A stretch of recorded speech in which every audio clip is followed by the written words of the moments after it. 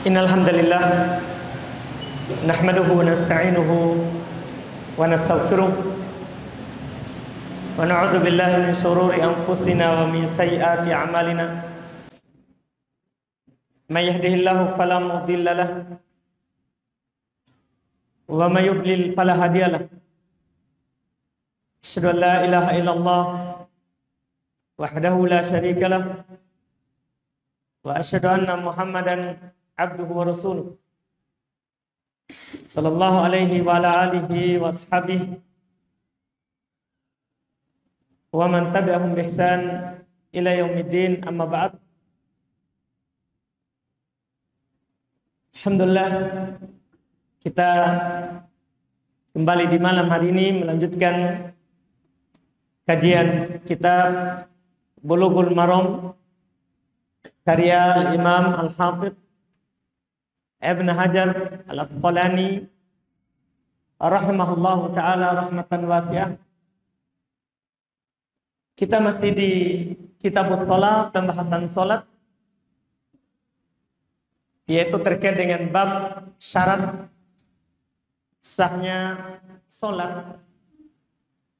Kita di hadits penutup di pembahasan syarat sahnya salat ini, yang mana yang intinya pembahasan syarat salat sudah selesai, sudah kita ambil semuanya, yang mana penulis sebutkan, diisyaratkan lewat hadis yang belum bawakan, sampai pembahasan yang terakhir sebelumnya itu disebutkan syarat salat itu sampai 8 syarat yang beliau rahimahullahu ta'ala bawakan dengan syarat sebelumnya. Paling terakhir kita bahas adalah permasalahan menghadap kiblat di dalam salat dan beberapa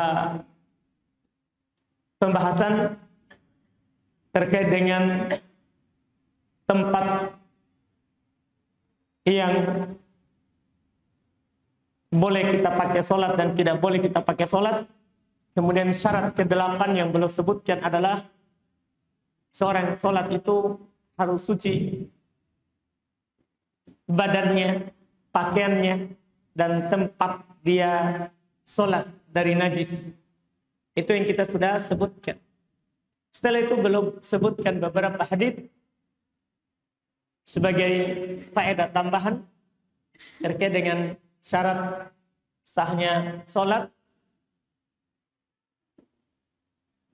Kata beliau rahimahullah di hadis 214, wa Nabi Hurairah radhiyallahu taala anhu qala qala Rasulullah sallallahu alaihi wa alihi wasallam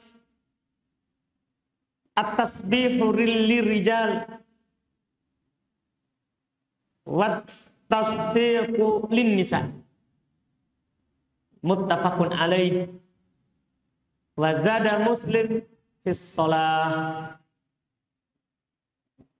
Kata beliau dari Abu Hurairah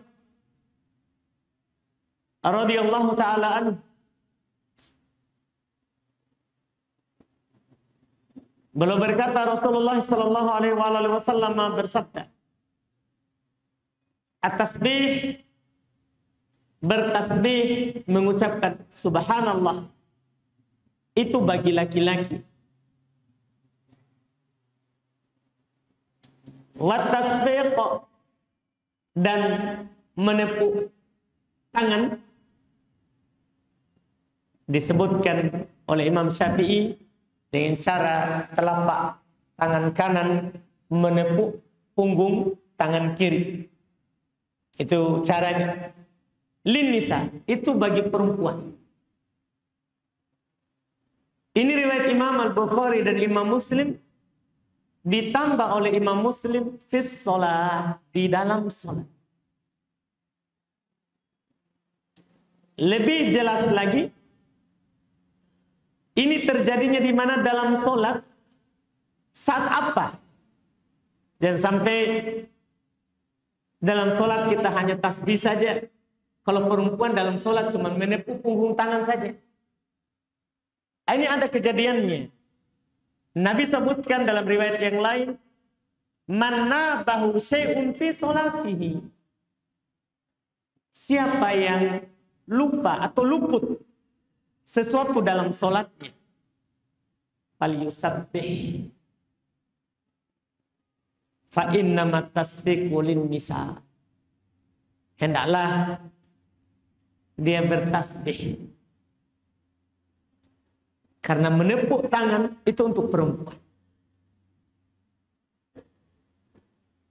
Datang dalam riwayat Abu Hurairah radhiyallahu taala anhu, dikeluarkan oleh Imam Al-Bukhari dengan lafaz perintah. Kata beliau, Nabi SAW bersabda, man nabahu syai'un, siapa yang luput darinya sesuatu dalam sholat, dia mau ingatkan, falyusabbih, hendaklah dia bertasbih, wal tusab bihun nisa, dan perempuan hendaklah bertasbih, menepuk tangan. Ini dalil-dalil yang menjelaskan bahwa hal ini tadi disyariatkan itu dalam sholat kalau ada yang lupa atau imamnya dia melewatkan sesuatu. Melewatkan sesuatu. Hadis sangat jelas, alhamdulillah, disebutkan oleh mayoritas ulama. Ini menunjukkan disyariatkannya apa yang disebutkan di hadis. Ketika imam misalnya lupa atau melewatkan suatu gerakan dalam gerakan sholat, maka disyariatkan bagi laki-laki untuk mengucapkan subhanallah. Bagi perempuan untuk menepuk punggung tangan kirinya dengan telapak kanannya. Dengan telapak kanannya. Ini disebutkan oleh mayoritas, tidak ada yang menyelisihinya kecuali Imam Malik. Karena Imam Malik berpendapat laki-laki perempuan sama ucapkan subhanallah, bukan menepuk punggung tangan. Kalau Imam Malik berpendapat umum. Cuman yang benarnya adalah apa yang disebutkan oleh mayoritas karena sesuai hadis. Nabi bedakan antara laki-laki dan perempuan. Faedah lain di hadis ini, sunnah bagi kita untuk mengingatkan imam. Sunnah bagi kita untuk mengingatkan imam. Boleh kita berbicara kalau itu untuk maslahat sholat. Kalau itu untuk maslahat sholat. Asalnya makmum diam. Dia hanya boleh membaca apa yang dibolehkan untuk dibaca. Misal imam bertakbir, dia bertakbir. Imam membaca Al-Fatihah, dia juga tetap baca. Imam membaca setelah Al-Fatihah, dia diam, tidak baca. Dan tidak ada anjuran untuk membaca. Imam takbir ruku, dia takbir juga ruku. Imam mengucapkan sami Allahu liman hamidah, dia ucapkan Rabbana walakal hamd. Dia ucapkan karena ada dalilnya. Selain itu tidak boleh. Bahkan kalau bersin mengucapkan alhamdulillah, yarhamukallah, yahdikumullah, tidak boleh. Karena Nabi larang. Tapi boleh kita ucapkan kalau itu untuk maslahat sholat.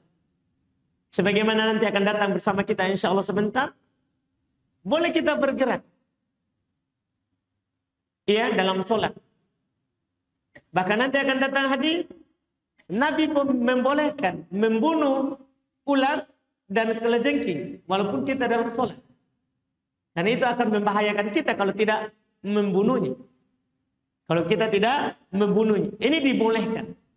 Walaupun itu di luar daripada sholat. Di luar daripada sholat. Apalagi ini terkait dengan membenarkan imam yang memang ada hubungannya dengan makmum. Yang memang ada hubungannya dengan makmum.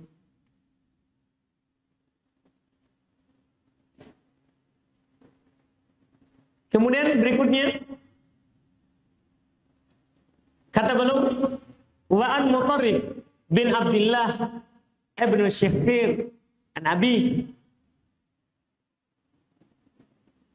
qala ra'aitu Rasulullah sallallahu alaihi wasallam yusalli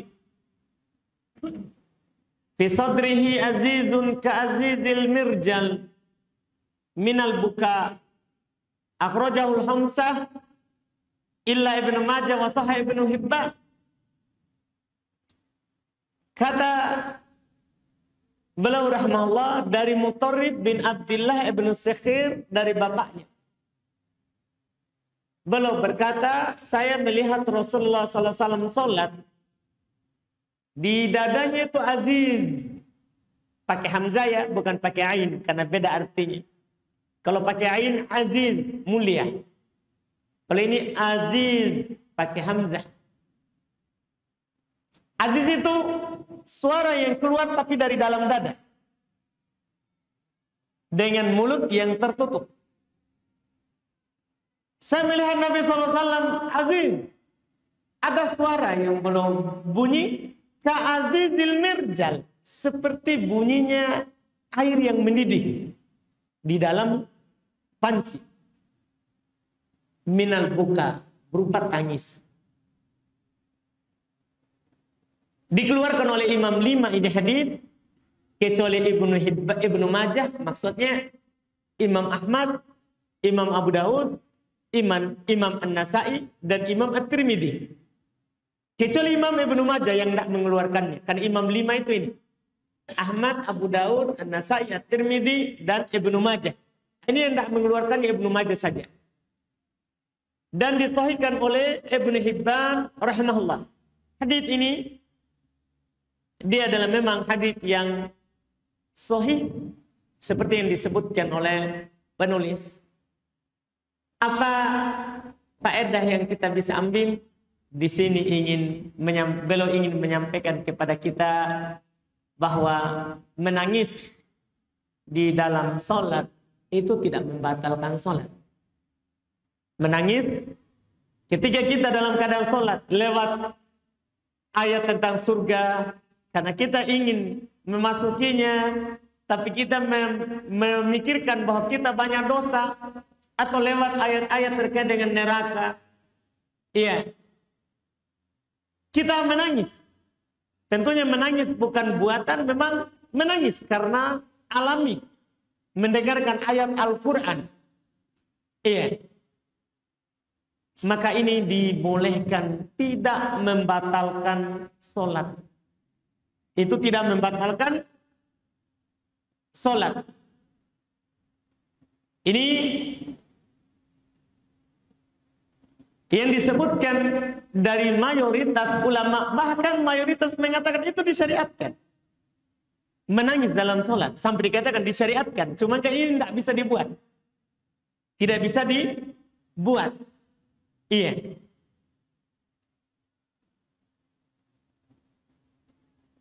Ini walaupun sebagian ulama Syafi'iyah mengatakan kalau menangisnya keluar ucapan huruf hijaiyah, 2 huruf batal sholat. Kalau sampai berbunyi seperti bunyi huruf menangisnya, artinya kalau tidak ada masalah. Kalau tidak ada masalah. Tapi kalau bunyinya sudah sampai seperti ucapan huruf hijaiyah, ya, alif bata itu katanya kalau sudah 2 huruf membatalkan. Tapi yang benarnya yang disebutkan oleh para ulama kita itu tidak membatalkan.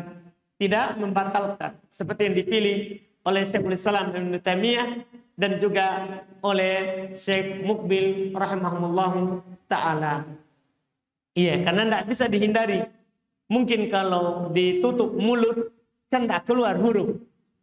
Paling hanya suara dari dalam yang keluar lewat hidung. Tapi kadang kan orang tidak mampu menahan.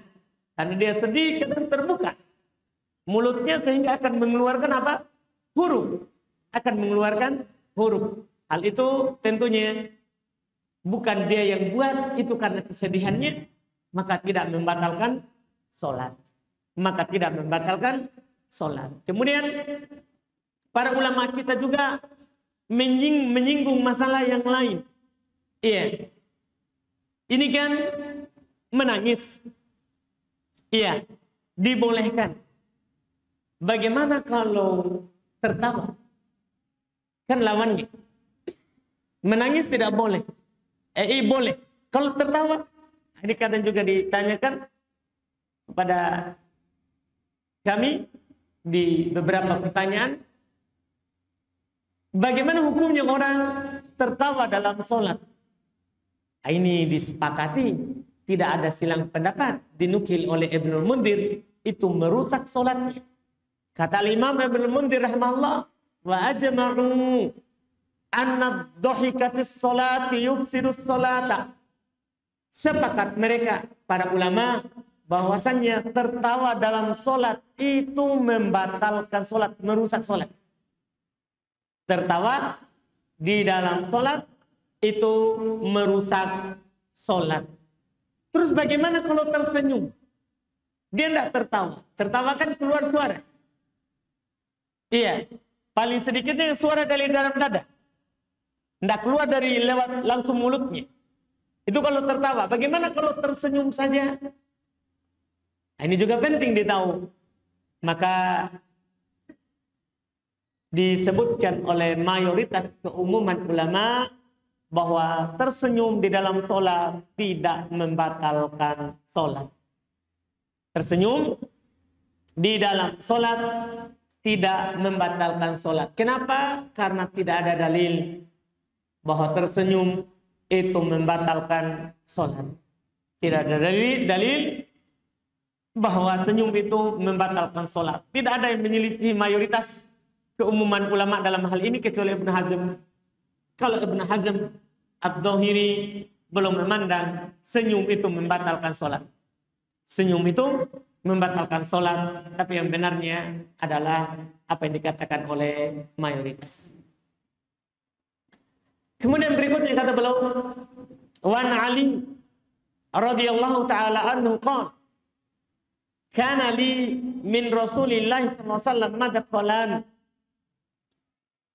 fa kuntu idza ataituhu wa huwa yusalli tanahnaha li. Rawahu Nasa'i wa Ibnu Majah. Kata beliau dari Ali Ibn Abi Thalib radhiyallahu taala anhu, beliau berkata, adalah saya memiliki dua waktu masuk kepada Rasulullah sallallahu alaihi wasallam. Ini menunjukkan kedekatan Ali bin Abi Thalib dengan Nabi kita Muhammad SAW. Karena memang Ali ini adalah apanya Nabi? Sepupunya Nabi. Anak dari paman beliau, Abu Thalib, yang membesarkan Nabi SAW setelah meninggal kakeknya, Abdul Muttalib. Dan membela Nabi SAW. Dan sekaligus belum menantunya Nabi, karena menikahi putri Nabi SAW, Fatimah radhiyallahu taala anha.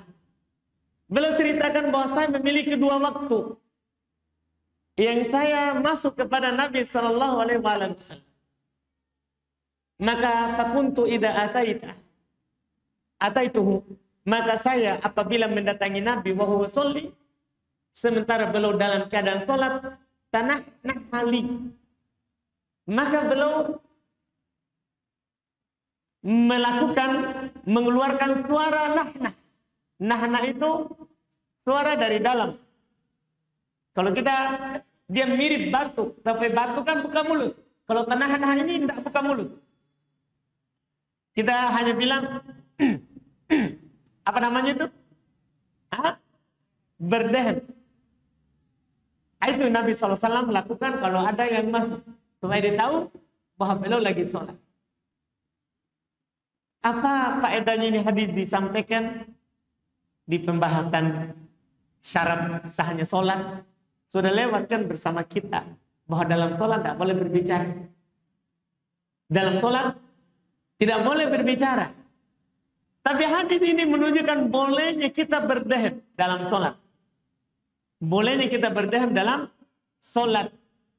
Ini merupakan pendapat dari mayoritas ulama rahimahumullah berdasarkan hadis yang ada di hadapan kita, yang mana belum katakan rawahu Nasa'i wa Ibnu Majah. Diriwayatkan oleh Imam An-Nasa'i dan Ibnu Majah. Walaupun hadis ini dibicarakan sanadnya oleh para ulama hadis, disebabkan karena ada rawi yang bernama Abdullah ibnu Naji. Ini rawi diperselisihkan periwayatannya dari Ali. Apakah dia berjumpa dengan Ali atau bapaknya yang berjumpa dengan Ali kemudian dia riwayatkan dari bapaknya? Kalau Al-Imam Ibn Ma'in, Yahya Ibn Ma'in rahimahullah belum menegaskan lam yasma' min Ali. Ini rawi Abdullah bin Naji tidak mendengar dari Ali. Diambil hadis dari Ali itu lewat jalur bapaknya. Bapaknya yang mendengar dari Ali kemudian menyampaikan kepadanya. Maka ketika Abdullah bin Naji ini menukil hadis langsung dari Ali, berarti kita terputus sanadnya. Sehingga para ulama menyatakan ini hadis yang dhaif. Ini hadis adalah hadis yang dhaif. Tidak bisa dipakai untuk berhujjah dalam masalah ini. Tapi kenapa mayoritas berpegang boleh kita berdehem dalam sholat? Karena itu bukan bicara. Kan yang dilarang berbicara. Ini kan bukan bicara. Ini hanya berdehem yang tidak ada jelas hurufnya. Tidak jelas apa? Hurufnya. Tentunya itu yang benarnya. Itu yang benarnya. Iya, walaupun ketika tidak dibutuhkan makruh. Ketika itu tidak dibutuhkan makruh untuk dilakukan. Iya, makruh untuk dilakukan. Kemudian di hadis lagi berikutnya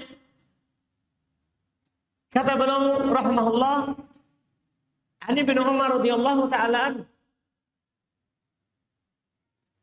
qala qultu li Bilal kaifa ra'aita an-nabiyya sallallahu alaihi wasallam yaruddu alaihim hina yusallimuna alaihi wa huwa yusalli, qala yaqulu hakada wa basata kaffahu, akhrajahu Abu Daud wa Tirmidzi wa shahhah. Kata beliau dari Abdullah bin Umar radhiyallahu taala anhu, beliau berkata, saya berkata kepada Bilal, muadzinnya Rasulullah sallallahu alaihi wasallam, bagaimana kamu melihat Nabi sallallahu alaihi wasallam menjawab salam ketika para sahabat salam kepada beliau sementara Nabi sedang dalam sholat? Ini juga perlu kita tahu, kadang kita kan lagi sholat, ada orang datang bawa salam. Apa yang harus kita lakukan?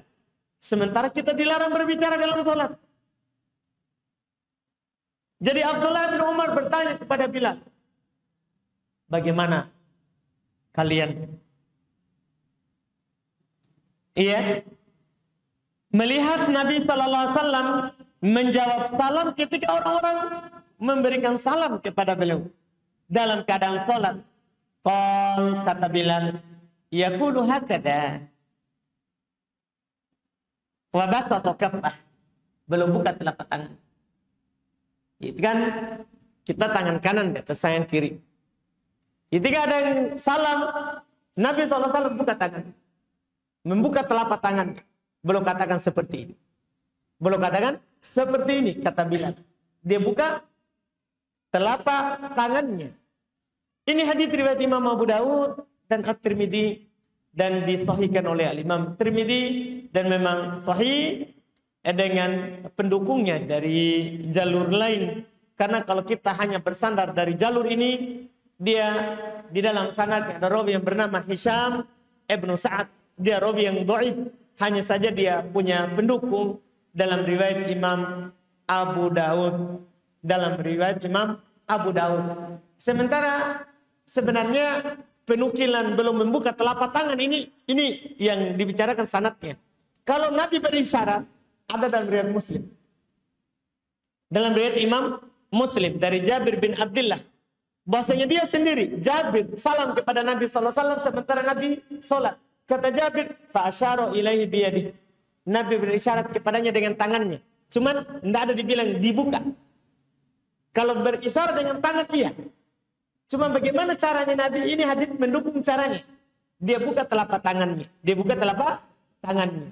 Ini juga sahih dengan pendukungnya. Sahih dengan pendukungnya. Kalau berisyarat saja tanpa dijelaskan tangan apa dengan apa, itu sahih. Ini hadis dipakai oleh para ulama sebagai dalil dalam hal ini mayoritas bahwa menjawab salam dalam sholat itu membatalkan sholat. Menjawab salam di dalam sholat itu membatalkan sholat. Kenapa? Dari mana kita pahami dari hadis ini? Nabi tidak menjawab. Padahal kan jawab salam hukumnya apa? Wajib. Wajib jawab salam. Memberi salam hukumnya sunnah. Tapi menjawabnya wajib.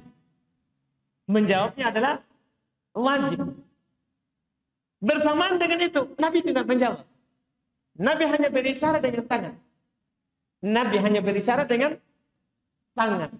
Ini sisi pendalilan. Berbicara dalam sholat, itu membatalkan sholat. Itu membatalkan sholat. Ditegaskan dalam hadis riwayat Imam Muslim dari Jabir radhiyallahu taala an, beliau berkata, ba'atsani Rasulullah sallallahu alaihi wasallam fi hajatin. Rasulullah sallallahu alaihi wasallam mengutus saya dalam sebuah kebutuhan. Faraja'tu wa huwa yusalli ala rahilati. Saya pun kembali. Waktu itu Nabi sedang sholat di atas kendaraannya. Wa wajahu ila ghairil qiblah. Wajahnya tidak mengarah ke kiblat. Nah, ini tentunya sholat sunnah. Boleh di atas kendaraan dan boleh mengarah ke arah kendaraan. Sudah kita jelaskan sebelumnya.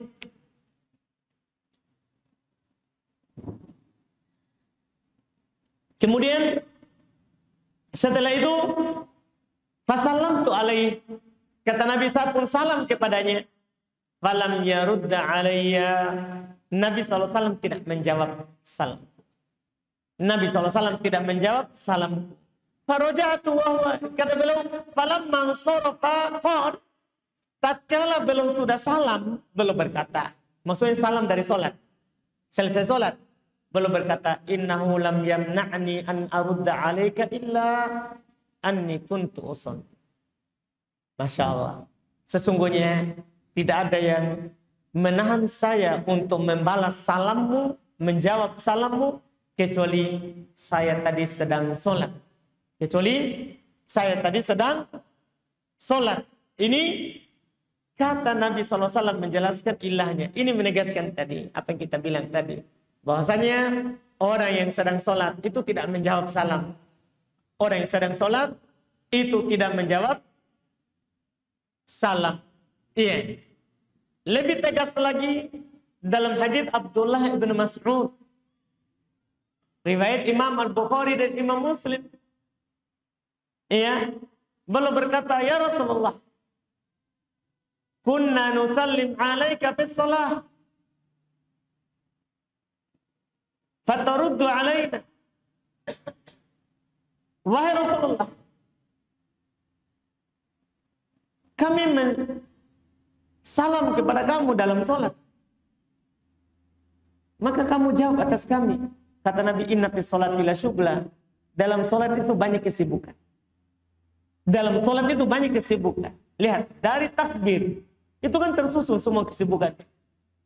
Setelah takbir, iftitah ta'awud, basmalah, al-fatihah, surah setelah al-fatihah, ruku, bangkit dari doa ruku, bangkit dari ruku, bacaan bangkit, bacaan saat tegak, sujud, antara ini lagi turun takbir. Setelah di bawah sujud, kita baca doa sujud, bangkit doa antara dua sujud, turun lagi, kan banyak kesibukan. Banyak kesibukan. Nabi katakan dalam sholat itu banyak kesibukan. Banyak sholat, banyak kesibukan. Di hadits yang lain kita sudah baca juga sebelumnya. Nabi SAW, inna hadis sholat, beliau katakan, inna hadis sholat, la tasluhu li kalamin nas. Sholat itu tidak cocok untuk kalam orang. Selain bacaan-bacaan sholat. Selain bacaan-bacaan sholat atau gerakan sholat. Dan sekaligus hadis ini menunjukkan boleh berisyarat saja tanpa berbicara. Boleh kita berisyarat saja tanpa berbicara. Itu dibolehkan. Karena bergerak di dalam sholat itu tidak membatalkan sholat. Bergerak di dalam sholat itu tidak membatalkan sholat.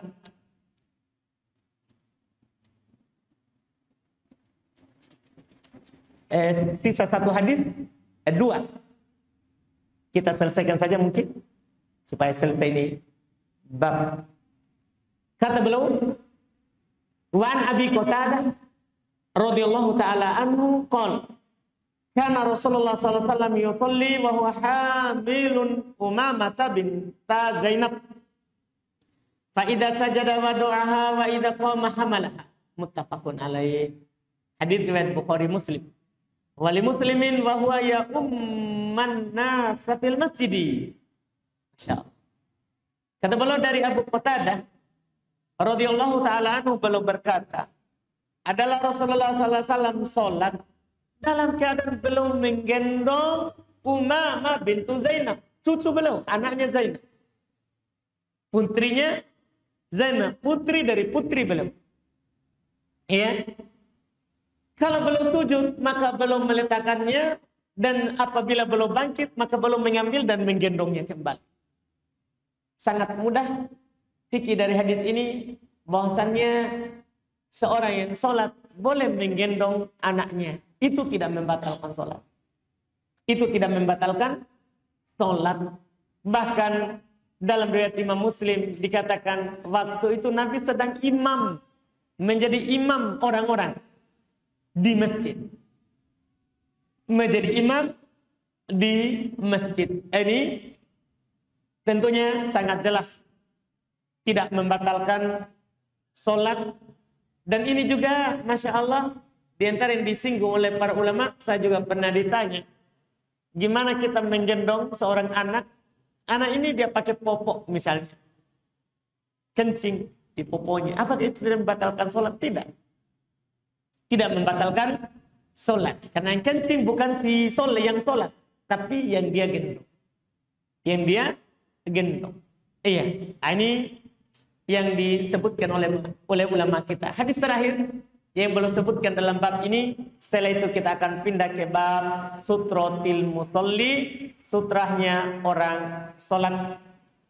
Kata beliau, wa an Abi Hurairah radhiyallahu taala anhu qala qala Rasulullah sallallahu alaihi wasallam aqtulul asbadaini fi shalah al-hayyata wal aqraba akhrajahul arba'atu wa sahahu Ibnu Hibban. Dan beliau dari Abu Hurairah radhiyallahu taala anhu, beliau berkata, Rasulullah sallallahu alaihi wasallam bersabda, bunuhlah dua yang hitam di dalam salat, yaitu ular dan kelejengking. Hadis ini sangat jelas kata Imam Asy-Syaukani rahimahullah, wal haditsu yadullu ala jawazi qatlil hayya wal aqrab fis shalah min ghairi karahah wa qad dhahaba ila dzalika jumhuril ulama kama qala al-Iraqi. Kata beliau, hadis ini menunjukkan bolehnya membunuh ular dan kalajengking di dalam sholat tanpa makruh, tidak makruh. Dan inilah pendapat mayoritas ulama sebagaimana yang dikatakan oleh Al-Imam Al-Iraqi rahimahullahu ta'ala. Ini dibolehkan dengan hadis yang kita baca tadi, yang disebutkan. Iya, yang kita baca tadi yang disebutkan. Cuman ada faedah sebagai penutup. Ini kan ular sama kalajengking. Bagaimana kalau kutu? Kutu. Iya, kan kutu. Ular kenapa? Kan mengganggu. Bisa saja dia menggigit kita sehingga boleh dibunuh. Kalau kutu, misalnya kita kutu sekali, kita garuk, dapat. Boleh nggak dibunuh dalam sholat? Dalam sholat. Itu pertanyaan yang bagus yang disebutkan oleh ulama fikih, disebutkan oleh Imam Ahmad. Demikian pula dinukil oleh Ishaq bolehnya membunuh kutu. Apa dalilnya? Dikiaskan dengan ular sama kalajengking. Sebabnya sama, mengganggu. Sebabnya sama, mengganggu. Jadi ilahnya sebabnya sama. Ketika sebabnya sama, maka kiasnya sah. Maka kiasnya sah, dan sebagian ulama mengatakan makruh. Sebagian ulama mengatakan apa? Makruh membunuh kutu ketika sholat. Membunuh kutu dalam sholat. Tapi yang benarnya adalah apa yang dikatakan oleh Imam Ahmad rahimahullah. Apa yang dikatakan oleh Imam Ahmad, bahwa itu dibolehkan. Ya, karena kadang kalau diakhirkan untuk membunuhnya, kita tunggu sampai selesai sholat. Karena kadang kita tidak khusus sholat. Ya, demikian pula seluruh yang mengganggu dalam sholat. Ada hewan yang berjalan di kita, walaupun bukan ular, bukan kutu, boleh kita bunuh dalam sholat. Misalnya apa? Semut, nyamuk, lipa-lipa. Wah, itu lebih-lebih itu. Mirip ular itu. Iya. Nyamuk, apa lagi? Kecoa, betul. Pokoknya kalau dalam sholat, boleh kita bunuh semua yang mengganggu. Dalilnya, ini hadis. Ini hadis. Ini yang disebutkan sebagai faedah tambahan. Alhamdulillah, ini sudah selesai. Dan kita di pertemuan akan datang akan masuk di bab yang baru. Akan masuk di bab yang baru. Cuman sebagai informasi untuk ikhwan, kemungkinan Ustaz Dul di pekan depan ya kalau nggak salah. Ini tanggal 5. Berarti pekan depan itu ada Ustaz rencana daurah Maftih al-Ilmi itu hidup kembali, tapi belajar bahasa Arab mulai hari Kamis sampai hari Ahad kemungkinan. Bagus antum ikut karena bahasa Arab dasar. Jadi kemungkinan kita libur untuk pekan depan. Kalau acara Ustaz jadi mungkin bisa dimaklumi. Ikhwan jadi enggak perlu lagi dengar atau cari informasi, taklim nggak atau bertanya, taklim nggak sebentar. Kalau Jumat depan, iya, bagus antum ikut doro itu. Minimal antum tahu bahasa Arab dasar, supaya saya baca Arab, kita bukan hanya mendengar saja. Ya, minimal ada yang kita tahu dari bahasa Arab. Jadi bagus ikut. Wallahu a'lam.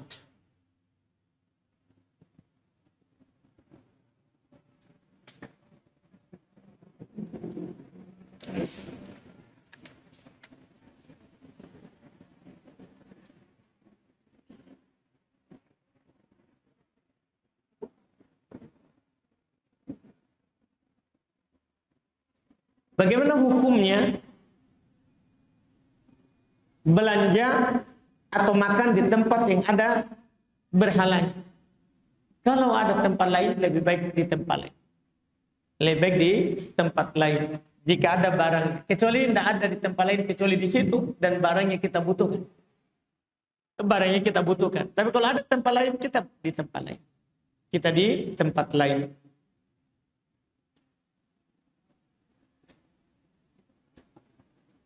Berapa kali tepukan bagi perempuan untuk mengingatkan dari lupanya sholat dibutuhkan sesuai dengan kebutuhan. Sesuai dengan kebutuhan. Seperti ucapan subhanallah juga itu sesuai kebutuhan. Kalau imamnya belum ingat dengan sekali, ya, maka kita ucapkan lagi. Sama dengan menepuk bagi perempuan.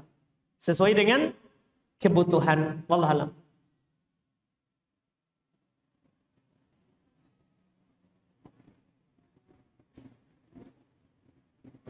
Bagaimana sikap kita apabila kita diundang oleh seseorang yang dimana tanggal undangan tersebut bertepatan dengan puasa sunnah?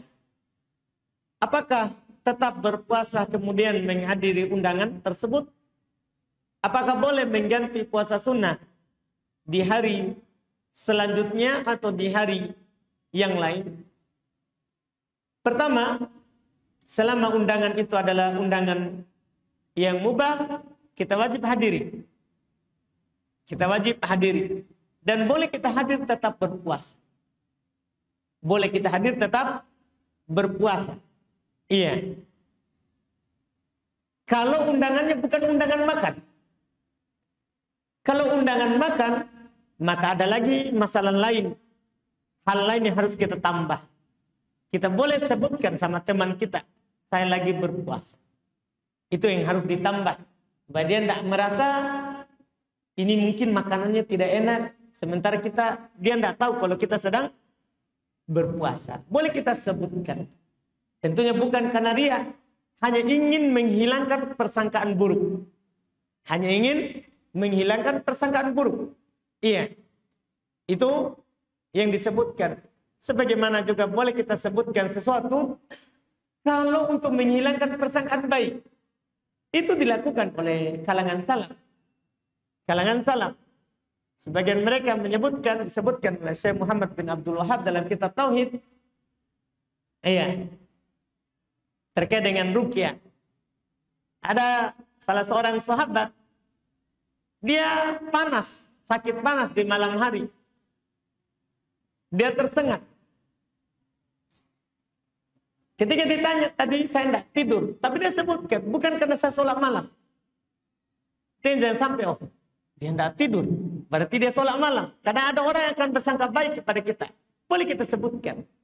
Sebagaimana kalau ada orang yang menyumbang lewat kita pergi sumbang. Ketika ada persangkaan bahwa itu adalah kita menyumbang, boleh kita sebutkan. Ini dari teman saya, bukan dari saya. Karena orang beriman itu tidak suka dipuji dengan perkara yang dia tidak lakukan. Tidak suka dipuji dengan perkara yang dia tidak lakukan. Iya. Ini dengan persangkaan baik. Demikian pula persangkaan buruk. Jadi boleh dia sebutkan. Itu wallahu a'lam. Dan di sini pertanyaan yang kedua, apa boleh mengganti puasa sunnah di hari selanjutnya atau di hari yang lain? Boleh. Kalau memang berudzur. Boleh kalau memang berudzur untuk mengganti puasa di hari yang lain. Wallahu a'lam.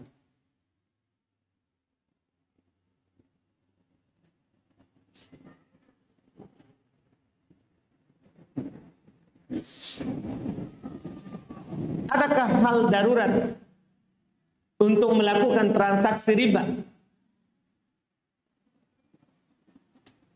Mohon nasihatnya Ustaz.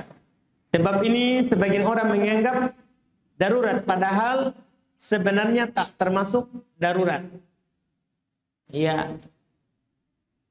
Kalau memang ditanya adakah hal, ya ada, seperti masalah-masalah yang lain. Iya. Contoh misalnya, kalau dia tidak ambil uang di bank, dia akan mati.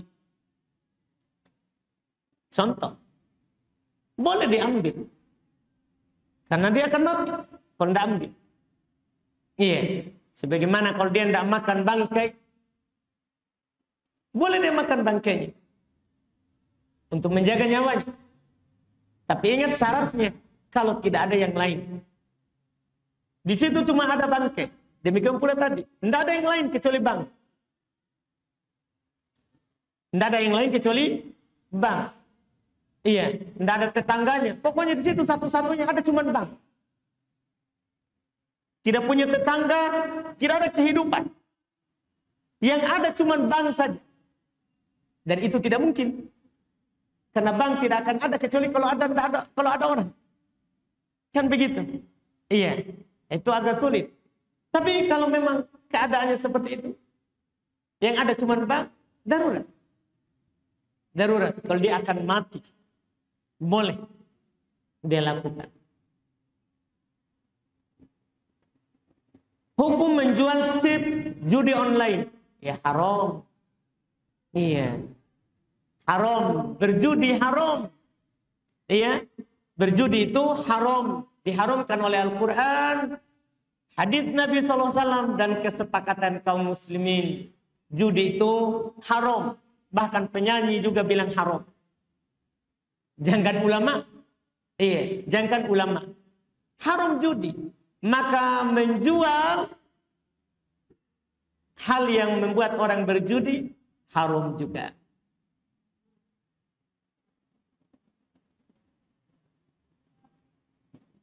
Apakah boleh kita tidak berpuasa di tanggal 9-nya? Kita hanya berpuasa di tanggal 10 dan 11 saja. Iya. Boleh. Nabi SAW berpuasa itu pada tanggal 10 saja. 10 Muharram. Hari Asyura. Ini mungkin maksudnya, karena di bulan Muharram ditanyakan. Iya. Boleh. Cuma Nabi SAW dikatakan kepada beliau, bahwa orang-orang Yahudi juga berpuasa di tanggal 10 Muharram. Maka Nabi berkata, lain istu ila qadim la asuman natasi. Kalau saya hidup di tahun depan, saya akan berpuasa 9 juga. Ini belum katakan untuk menyelisihi orang Yahudi. Boleh. Iya, kita berpuasa hanya 10, tapi kalau dia berpuasa 9 boleh. Dikatakan oleh Nabi, tapi Nabi tidak sempat melakukannya. Dan boleh juga dia berpuasa ini di tanggal 10-nya, tidak 9 tapi 11.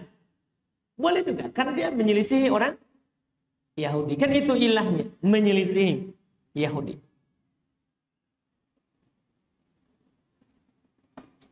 Demikian pula sini masih lanjutan pertanyaan yang kedua. Apakah boleh kita berpuasa di tanggal 9 saja? Tanggal 9 saja. Kan tanggal 10 puasa Muharramnya. 9 saja? Wah, kita puasa apa? Iya. Kalau 9 Dzulhijjah, iya, puasa Arafah. Ini Muharram, sunnahnya 10. Bukan 9. 9 itu dilakukan karena mau menyelisihi. Karena mau menyelisihi. Itu wallahu a'lam.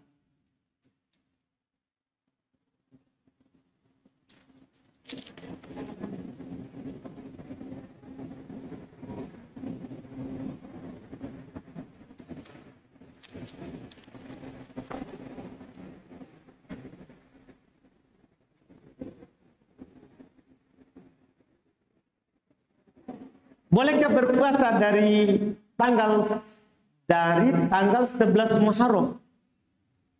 Jadi tidak 10. Salah. Nabi berpuasa Asyura 10. Nabi berpuasa 10. Itu yang boleh lakukan. Kalau mulai tanggal 11, apa yang kita dapatkan? Iya, kan tanggal 10 puasanya.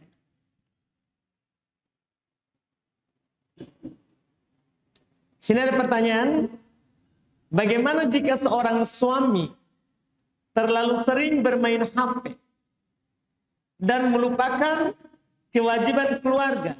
Berdosa. Kalau sampai melupakan kewajiban keluarga, gara-gara main HP, dia tidak datangi istrinya, berdosa. Gara-gara main HP, dia tidak cari kerja, untuk makan istrinya. Berdosa. Yang mengatakan berdosa bukan saya, Nabi SAW. Kata beliau, kafabil mari ithman aidhiya amman yakutu. Cukup seorang itu dikatakan berdosa kalau dia telantarkan yang menjadi tanggungannya, yang menjadi kewajiban, yang menjadi kewajibannya. Dia berdosa.